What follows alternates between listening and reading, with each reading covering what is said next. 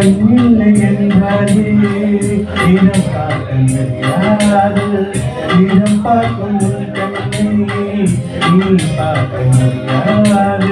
உனக்கு போதுமே இடம் உணவரி கேளையா. உணர்வுகள் போதுமே அதன் உருவம் கேளையா. கண்ணில் காட்சி தோன்றிவிட்டால் கற்பனை தீர்ந்துவிடும். கண்ணில் காணா காட்சியதால் கற்பனை வளர்ந்து வரும்.